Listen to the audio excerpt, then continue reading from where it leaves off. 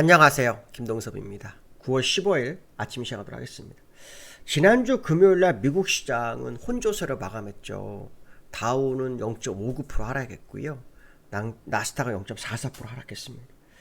나스닥이 연일 상승하는 가운데 다우가 약간 밀리는 흐름이죠. 지표가 시장에 영향을 좀 미쳤습니다. 9월 소비자 심리지수가 미시간대에서 발표되는데요.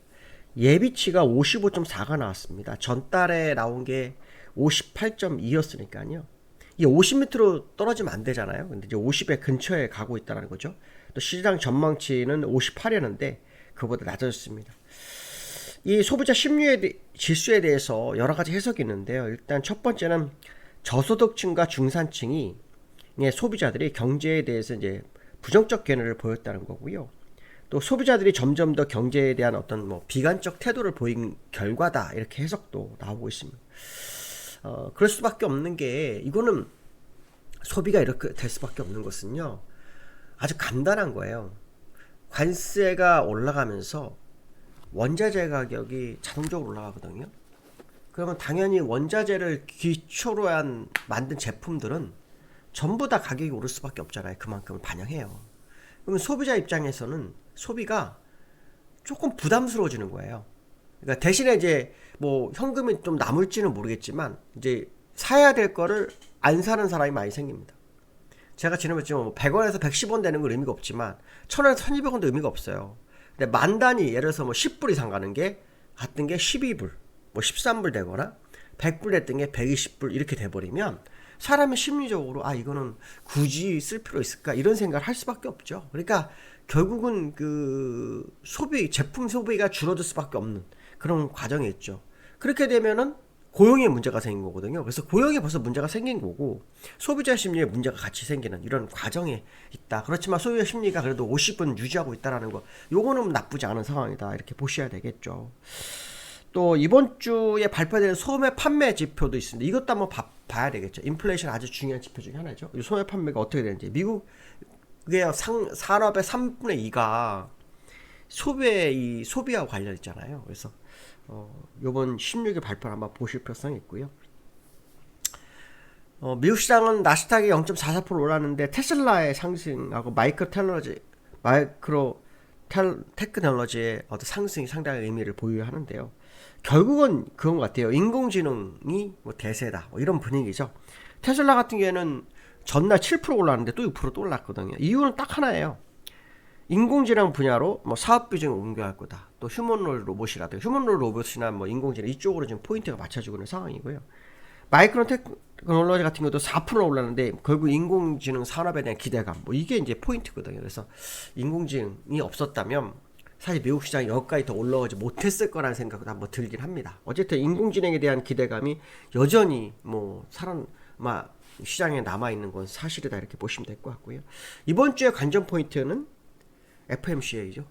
16일, 17일 날 있습니다. 우리나라가 아마 18일 날 결과를 알게 될 텐데, 일단 시장에서는 0.25 금리 인하는 기정 사실로 받아들이고 있고요. 0.5를 하기엔 좀 부담스러운 어떤 그런 분위기가 있습니다. 소비자 물가 지수가 일단 시장에 나쁘지 않게 나왔기 때문에 일단 0.5는 어렵습니다. 근데 저는 0.5는 안 하는 게 맞다고 보거든요.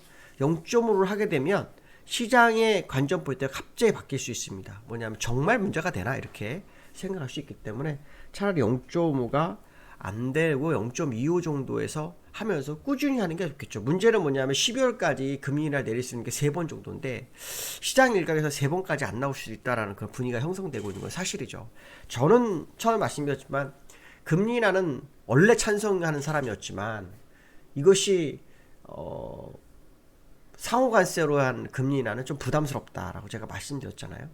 근데 연준은 어떤 생각일까 생각하는데, 지난번 잭슨홀에서 제롬 파월은 금리 인하가 결국에서는 긴축에 대한 정책의 정책 전환, 이렇게 해석도 하고 있지만 저는 라팔 보스틱의 애틀란타 연원 총재의 발언이 맞을 거라고 보거든요. 일단 정부와 계속 척어줄 필요가 없으니까 일단 금리 인하 해놓고 안 맞으면 방향을 바꾸겠다, 이런 분위기가 형성되는 거 아닐까 생각을 많이 하기 때문에 이 부분도 한번 우리는 보셔야 될 것 같다. 그걸 입으로 언급할 수는 없잖아요, 그렇죠?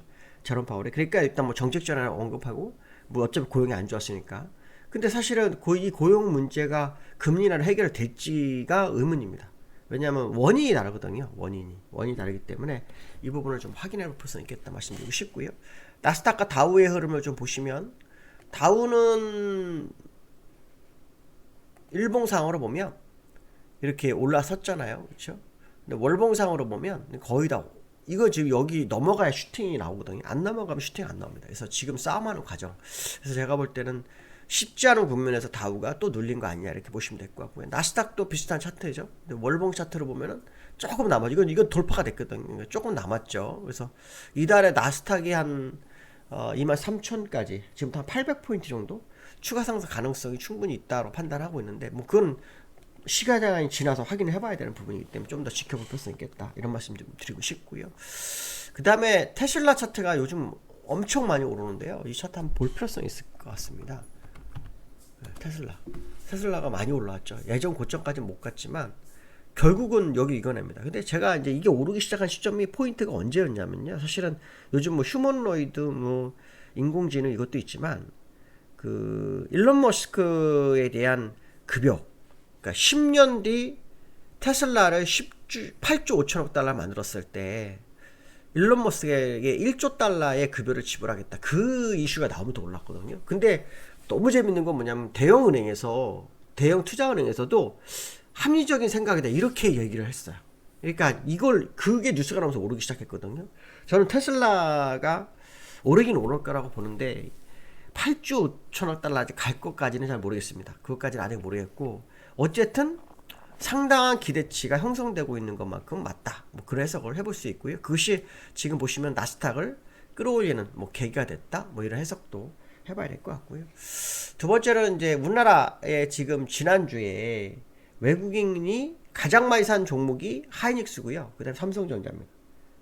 근데 이제 주말 나오는 것 중에 하나가 뭐냐면 하이닉스가 HBM4를 뭐 완성해서 양산체제 들어섰다. 뭐 이런 뉴스가 있어요. HBM4. 그래서 이 HBM4에 대한 기대감. 삼성전자도 HBM4를 계산 다 만들었다고 하는 뉴스가 있죠. 그래서 이것이 이제 결국에는 우리나라 시장을 이어갈 거냐에 대한 부분이거든요. 근데 삼성전자는 사실 많이 못 갔죠. 삼성전자는 이 월봉으로 보면 아직 여기까지도 올라올 수 있는 공간이 있고요.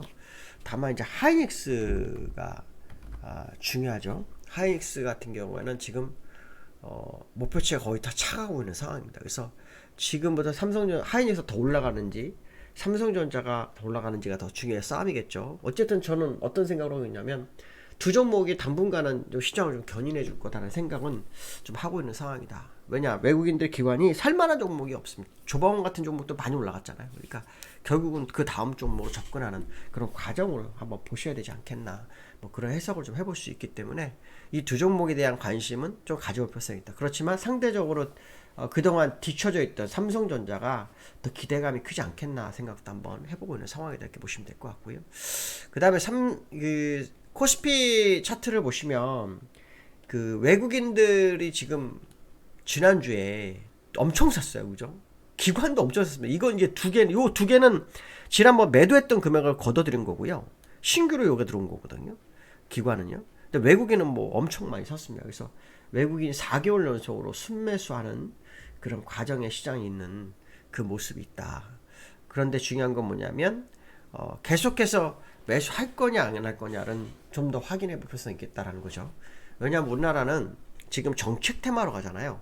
정책 테마. 아시겠지만 기업의 실적, 경제의 어떤 상황이 받침이 돼야 랠리를 많이 하거든요.